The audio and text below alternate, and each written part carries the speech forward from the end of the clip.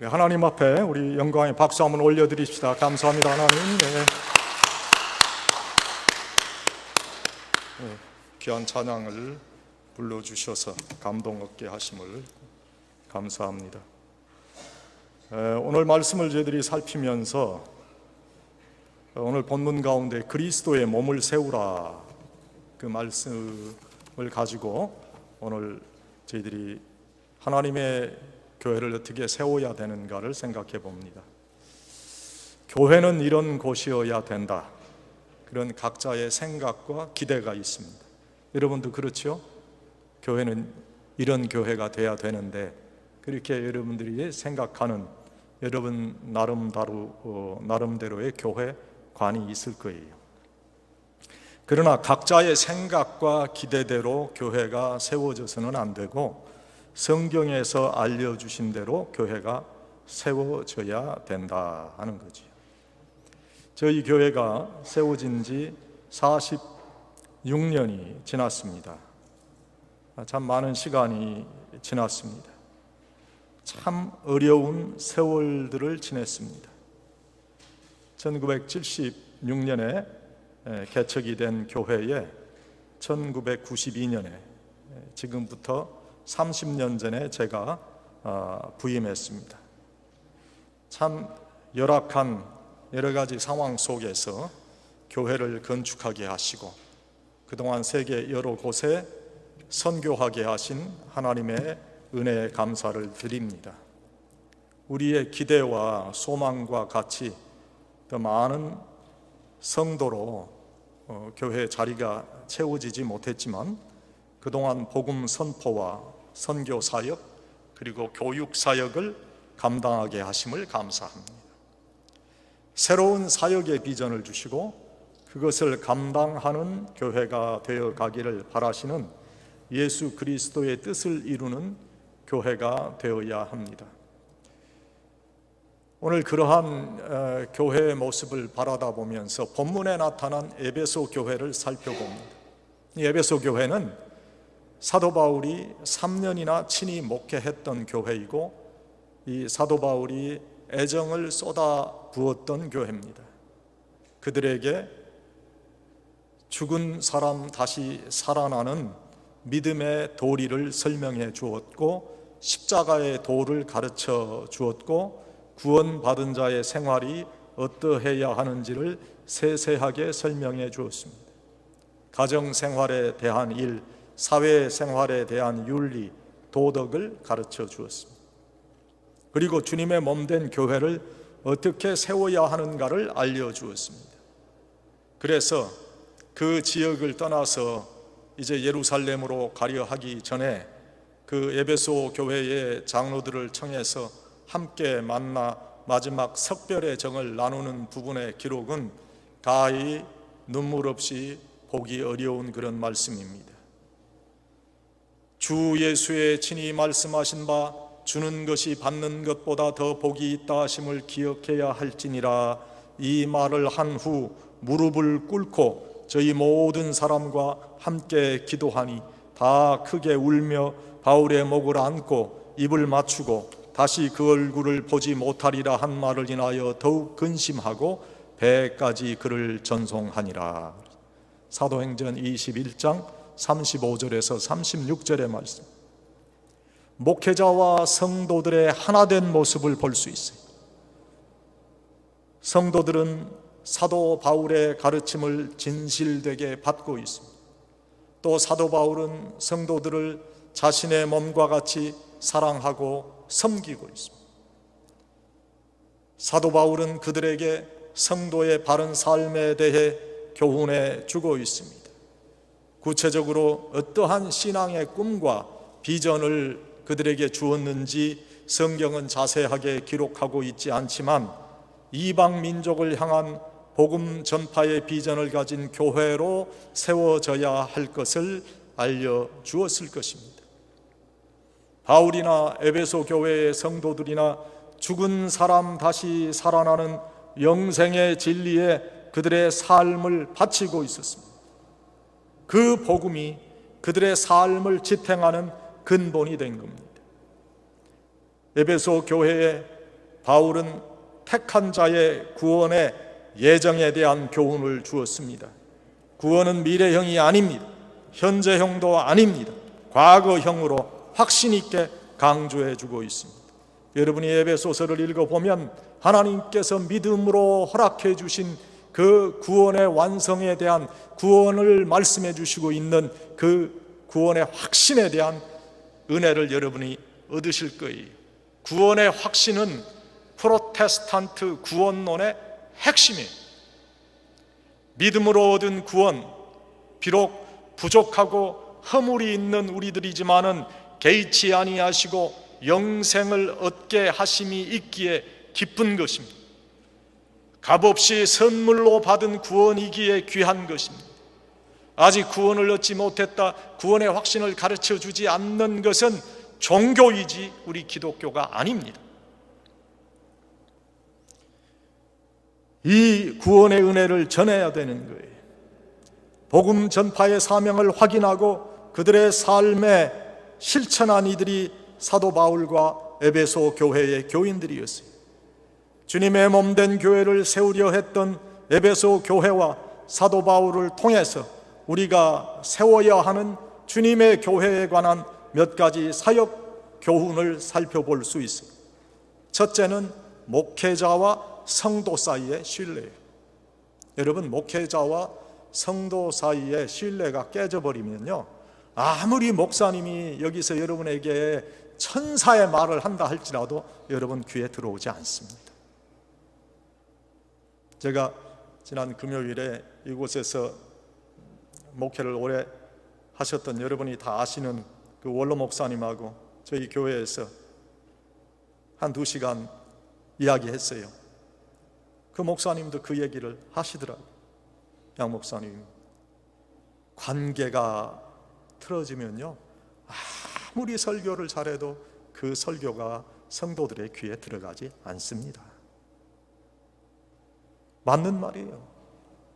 목회자와 성도 사이에 신뢰가 이루어져야 돼요. 하나님을 믿는 믿음도 중요하지만 성도와 성도 사이에 신뢰도 중요한 거예요. 공동체는 신뢰가 깨지면 무너질 수밖에 없어요. 둘째는 선교에 대한 비전이거든요. 에베소는 지금의 터키 지역이에요. 히랍 문화가 번창한 지역에 이 유대인들로부터 시작된 예수 그리스도의 복음을 전하려는 비전을 가진 교회가 에베소 교회였어요. 그 다음 세 번째로 복음에 대한 바른 이해를 가져야 주님의 몸된 교회를 세울 수 있어요. 우리가 예수 믿는 것은요, 바른 생활, 바른 윤리와 도덕 생활을 하려고 예수 그리스도를 믿는 게 아닙니다. 우리는 영원한 하늘나라에 들어간 하나님의 백성으로서 복음을 우리의 심령에 간직하고 그 복음을 전하는 그런 사명으로 우리가 교회에 나오는 거예요. 창립기념주의를 맞아서 다시 한번 교회를 새롭게 세우는 우리가 되어야 할 것입니다. 하나님께서 쓰시기에 합당한 교회가 되어야 돼요. 말씀드린 것과 같이 첫째, 신뢰가 이루어져야 돼요.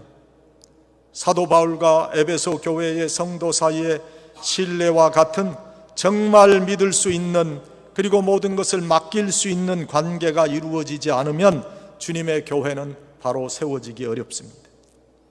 우리 눈에 보이는 유형 교회를 세우는 것보다 우리 눈에 보이지 않는 무형 교회를 세우는 것이 더 어렵고 중요한 그런 과제입니다. 눈에 보이는 교회가 세워지려면 기초가 튼튼하게 자리 잡아야 됩니다. 마찬가지로 보이지 아니하는 교회의 기초는 상호 신뢰입니다. 모든 사회 조직의 근본은 상호 신뢰에서 시작되는 거지요. 가정은 물론이거니와 크고 작은 단체에서부터 국가에 이르기까지 모든 사회 집단은 각 구성원의 믿음을 바탕으로 존재하는 거예요. 구성원 간의 믿음이 실종된 공동체는 허울 좋은 이름만 함께 사용할 뿐 이미 와해된 조직체가 되고 마는 겁니다. 여러분, 부부간에도요, 서로 믿지 못해서 부인은 남편을 의심하고 남편은 부인을 거짓말하는 자로 여긴다면 더 이상 부부 관계는 이루어질 수 없습니다. 그래서 저는요, 부부간에는 여러분 어카운트를 공동으로 써야 된다고 생각합니다. 당신 돈은 당신 돈이고 내 돈은 내 돈이면 그거는 제 생각에 올바른 한 몸 되지 않았고, 그건 언제든지 문제가 생길 소지가 많다고 생각해요. 그건 제 개인적인 생각입니다. 고용주와 고용인의 관계도 마찬가지요. 서로 간에 상호 신뢰를 바탕으로 유지되는 것이 모든 사회 조직입니다. 우리 주위의 한인 단체도 마찬가지요. 서로 믿지 못해서 갈등을 겪는 많은 단체들이 있습니다. 오랫동안 함께 활동해 왔지만 아예 모르던 사람과 같이 멀어진 분들이 많습니다. 그것은 흑백 논리를 가지고 매사를 진단하기 때문이지요. 상대는 틀렸고 내가 맞다고 옳다고 주장하기 때문이에요. 상호 신뢰라고는 정말 찾아보기 힘듭니다. 불신이 부풀어 올라와 있어요. 거짓은 언젠가 드러나게 되어 있는데 의심하고 믿지 못하는 이들을 보는 것이 얼마나 불편한지 모릅니다. 여러분, 때로는 우리가 다 확인해보고 믿을 수 없는 것도 믿어야 할 때가 있습니다. 세상 만사를 어떻게 내가 다 확인하고 조사해보고 믿을 수 있겠어요? 우리가 매번 식사 때 사용하는 식기의 위생 상태를 우리가 다 소독하고 확인하는 것은 아니지 않잖아요. 그저 깨끗하다고 믿고 식기에 음식을 담아 먹는 거지. 비행기를 탈 때도 마찬가지. 혹시 이 안에 테러 분자가 있겠는가 의심한다면 절대로 편안하게 여행할 수 없을 겁니다. 하늘나라에 대한 소망도 마찬가지요. 끊임없는 의심은 우리의 평안한 마음을 다 앗아가고 마는 겁니다. 믿음과 상호 간의 신뢰 회복은 건강한 공동체를 만들어가는 기초요. 믿음과 상호 간의 신뢰가 부족하면 단 한 시간도 살아가기 어려운 세상에 저희가 살고 있습니다. 믿음이 너무 부족해서 하늘이 무너지면 어찌할까 했다는 고사에서 나온 단어가 바로 기우라는 그런 말입니다. 교회에 나오는 것도 마찬가지예요. 교회에 대한 신뢰가 있어야 되는 거예요. 교회의 교역자에 대한 믿음이 있어야 되는 거예요.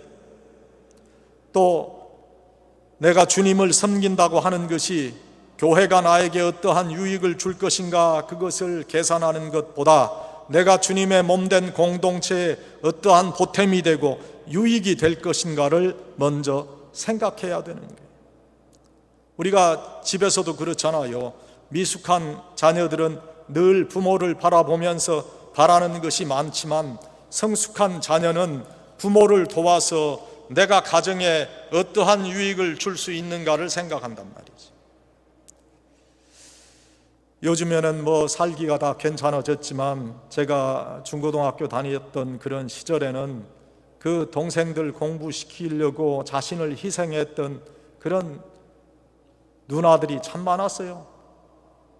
자신은 공장에서 회사에서 날밤 새워 일하고 받은 돈으로 동생들 수업료 납부해 주었던 누나들이 참 많았어요. 그만큼 성숙했던 거예요. 피로 맺어진 동기 간의 믿음이 어려운 희생을 감내케 했다는 거예요. 우리 주님의 몸된 교회를 세우는 것도 마찬가지예요. 예수님께서 십자가에서 흘리신 피를 나누어 가진 우리들도 이러한 한 몸된 의식이 있어야 되지요. 수십 년 전 고국에서 자신들을 희생해서 가족을 세우려고 피눈물 나는 고생을 했던 누나들 같이 영적 희생을 바칠 수 있는 영적 누나들이 우리 교회에도 필요한 거예요.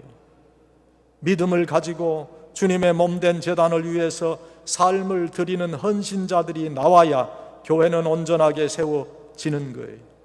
사도 바울을 도왔던 자주장사 루디아나, 또는 브리스길라나 아굴라나 그리고 베베와 같이 오늘날에 이러한 헌신자들이 우리 제단에서 나와야 돼요. 이러한 헌신은 우리 제단이 예수님께서 보혈 흘리셔서 세워주신 그러한 제단이라는 확신이 있어야 가능한 거지요. 주님 오실 때까지 복음 선포의 사명, 하나님 나라 확장의 사역, 그리고 주님의 일꾼들을 길러내는 놀라운 교육 사역을 이루어 가시기 위해서 이곳에 교회를 세워주셨다는 믿음이 있어야 돼요. 여러분들을 많고 많은 교회 가운데 우리 페어팩스 한인교회로 인도하셨던 하나님의 계획과 섭리를 믿고 감사할 때 여러분의 교회를 통한 사역이 분명해지게 되는 거예요. 믿음을 가지고 예수님을 바라봐야 돼요. 믿음을 가지고 여러분의 인도하심을 믿어야 돼요. 교회는 그 어느 개인의 소유물이 될 수 없습니다. 교회는 주님의 교회.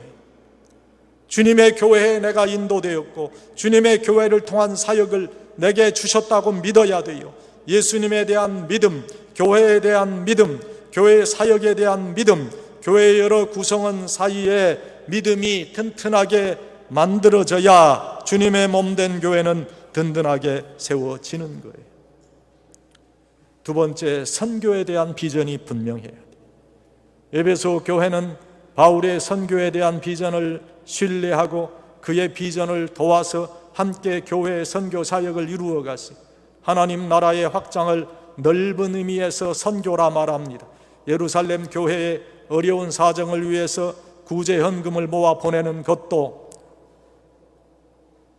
안디옥 교회의 선교였어요.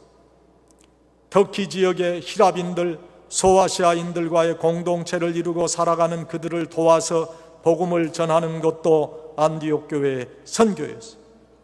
바울은 예루살렘에서 시작된 생명 살리는 복음을 온 세상에 전하고자 하는 마음으로 가슴 벅차 있었어요. 그래서 소아시아로, 그리스로, 로마로 정신없이 복음을 들고 달렸어요. 에베소에서도 그는 복음을 전하고 하나님 나라를 확장했어요. 그곳에 유대인 디아스포라를 중심으로 세워진 유대인 공동체에서 유대인을 중심으로 복음을 전하는 가운데 그곳의 히랍인 소아시아인들에게 복음을 전하기 시작했다 하는, 유대인들에게서 시작된 복음이었지만 놀라운 것은 이방인들에게도 놀라운 성령의 역사하심이 나타나기 시작했다는 거예요. 주 예수 그리스도의 은혜를 사모하는 곳마다 놀랍고 엄청난 성령의 역사가 일어났던 겁니다. 그들에게 복음을 전하고 그들이 놀라운 하나님의 사역자가 되게 하시는 그런 꿈을 사도 바울은 가지고 있었어요. 그들에 대한 선교의 비전이 사도 바울에게 분명했어요. 그 꿈과 비전을 이루어 가면서 사도 바울의 마음속에 유대인들로부터 시작된 복음이지만 이방인들을 위한 구원의 역사가 분명해진 그때 후로는 더 이상의 할례의 제약을 받아서는 안 된다고 생각했어요. 유대인들에게서 구원이 시작되었다고 해서 유대인들의 율법에 근거한 할례가 구원을 이루는 조건이라고 생각할 수 없었습니다. 그는 이 문제를 예수님의 수제자였던 베드로를 비롯한 사도들과 의논하고 싶어 했어요. 결국 그는 예루살렘에서 베드로와 사도들을 만나 이방인에게 짐지웠던 할례의 문제를 해결하게 됩니다. 그는 그만큼 이방인들의 구원에 대한 관심이 지대했어요. 그는 계속해서 이방인들의 구원에 관심을 기울여 최선의 이방인 복음 전파자가 되었습니다. 오늘 창립 기념주일을 맞이한 우리 페어팩스 한인교회도 마찬가지요. 하나님께서 이민자의 삶을 위로하고 용기를 주시고 격려하시기 위해서 우리 페어팩스 한인교회를 세우게 하셨어요. 축복의 근원으로 세워주셨어요. 섬기는 공동체를 이루게 하셨어요. 행복한 가정을 이루는 이민자들이 되게 하셨어요. 이제는 우리 페어팩스 한인교회가 이민자뿐만 아니라 우리 주위에 많은 다른 민족을 품는 교회로, 그들을 위한 사역기관으로 사역의 범위를 넓혀가는 교회가 되기를 원하신다고 저는 생각해요. 미국은 청교도의 신앙으로 이 나라를 시작했지만 지금은 여러분들이 보시다시피 신앙적으로 너무나 자유롭고 어떻게 생각하면 이제 방종의 길을 걷는 것 같아요. 이러한 때에 하나님께서 우리 한민족의 기독교인들을 이 미국을 새롭게 하시는데 쓰시는 것 같아요. 하나님의 계획에 쓰임받는 우리 교회의 사역이 되어야 하지 않겠어요? 사도 바울의 사역이 디아스포라 유대인들을 중심으로 시작되었지만 그 복음 사역이 그리스, 터키인들에게 전파되고 결국에는 전 유럽을 복음화했던 것처럼 우리 페이펙스 한인교회를 통해서 전 미국과 세계가 다시 한번 복음으로 뒤덮일 수 있다면 우리 교회에 맡기신 사역을 우리는 충성스럽게 감당하는 것일 겁니다. 우리 주위의 미국인들 또 그 다른 민족의 이민자들에게 관심을 가져야 돼요. 해외에 나가서 해외 선교지를 개척하고 교회 세우는 것도 선교지만 우리 주위의 다른 민족에게 복음을 전하는 것도 우리가 이 세대에 감당해야 할 선교 사역이에요. 우리의 자녀들은 이미 영어권 사회와 다민족 사회를 잘 어우르며 살아가고 있습니다. 1세대의 한인 이민자들이 언어가 불편해서 소통하지 못하지만 이미 우리 자녀 세대는 충분한 소통이 그들과 이루어지고 있어요. 우리가 선교의 비전을 분명하게 가진다면 우리를 통해서 우리 자녀들을 통해서 복음은 전해지고 하나님의 나라는 확장되어져 갈 거예요. 우리는 이 선교의 비전을 품어야 하고 그 꿈을 이루어 가야 돼요. 하나님 안에서 비전이 확실하고 분명하다면 하나님께서 많은 동역자를 우리에게 붙여주실 것이라고 저는 믿습니다. 이 선교의 비전을 꿈꾸고 이루어 가며 동역할 때에 주님의 몸된 교회는 우리를 통해서 세워지게 되는 것이다 하는 거예요. 여러분, 하나님의 뜻이 어디에 있습니까? 우리가 비록 해외에 선교사를 파송하지 않는다 할지라도 오늘 우리의 삶의 현장에서 우리 주위의 이방인들에게 복음을 전하려는 뜨거운 마음, 선교의 비전이 분명하다면 하나님의 나라는 우리를 통해서 반드시 세워지게 될 것입니다. 세 번째로요, 그리스도의 몸을 세우려면 복음을 올바로 이해해야 합니다.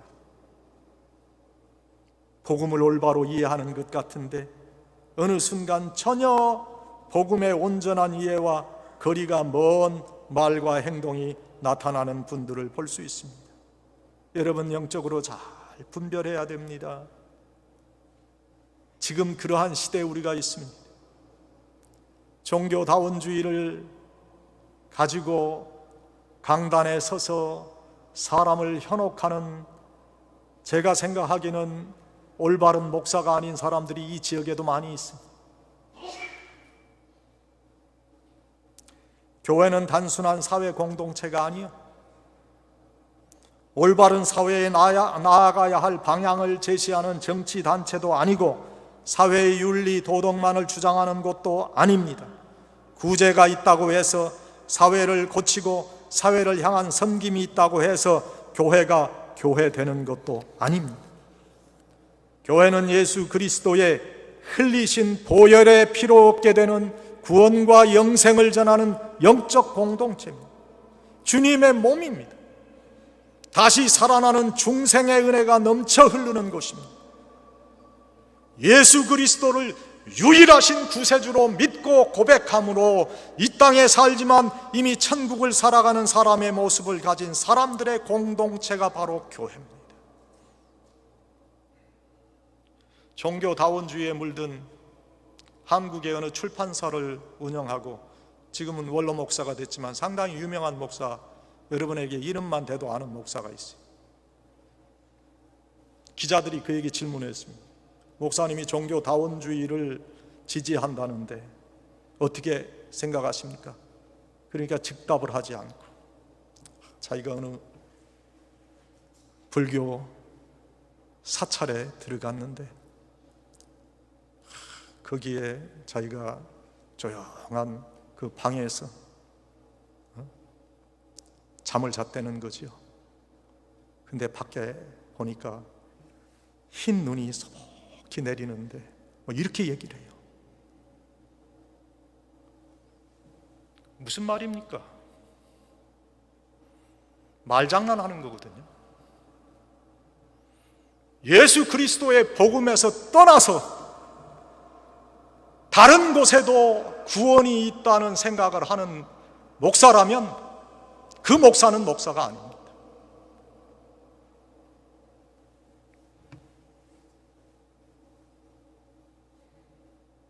예수 그리스도를 유일하신 구세주로 믿고 고백함으로 이 땅에 살지만 이미 천국을 살아가는 사람의 모습을 가진 사람들의 공동체가 바로 교회입니다. 그래서 교회의 주요한 사역은 바로 복음을 통해 구원과 영생을 선포하고 전하는 겁니다. 우리의 삶이 많은 이들에게 감화와 감동을 줄 수 있는 보혈의 능력으로 나타나게 될 때에 복음 전파는 새로운 능력을 얻게 되는 겁니다.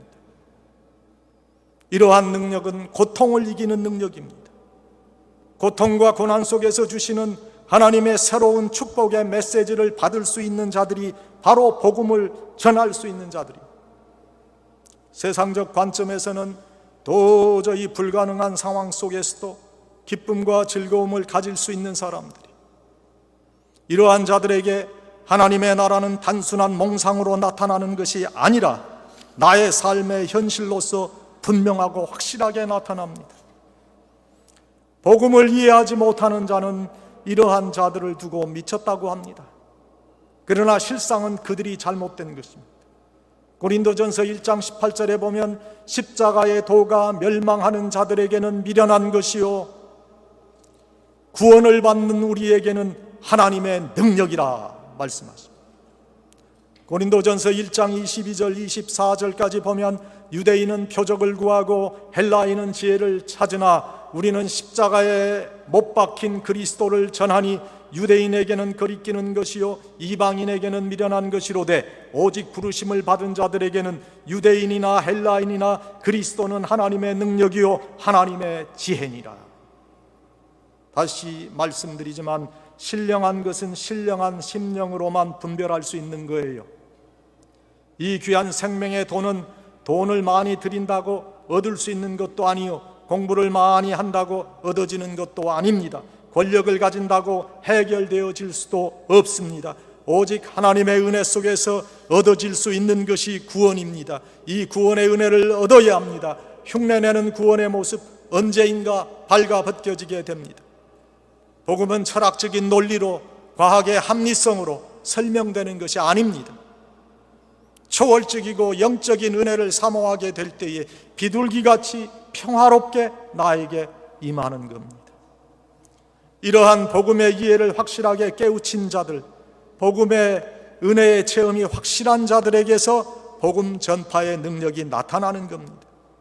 이미 하늘나라의 신령한 은혜를 체험하고 하늘나라를 살아가고 있기 때문에 복음을 전할 수 있는 능력의 사람이 되어지는 거예요. 그래서 때를 얻든지 얻지 못하든지 관계치 않고 복음을 전할 수 있습니다. 영혼 구원에 대한 안타까움을 가지고 복음을 전합니다. 복음을 전하다가 당하게 되는 어려움이 있어도 고난이 있어도 물러서지 않습니다. 하늘의 위로를 받기 때문입니다. 결국에 세상이 감히 감당할 수 없는 하늘의 사람들로 세워지게 되는 겁니다. 우리 교회가 새롭게 세워지며 하나님께서 맡기신 이 복음 전파의 사역을 잘 감당하려면 이러한 모습을 가진 성도들이 많아야 돼. 복음 전파의 열정과 영적인 생명력이 충만한 자들이 돼야 돼. 아직도 무엇인지 깨닫지 못하는 분들이 있다면 정말 하나님의 깨닫는 은혜를 위해 기도해야 할 것입니다. 구름 잡는 이야기 같이 몽학 선생이 이끄는 이야기로 들리지 말아야 합니다.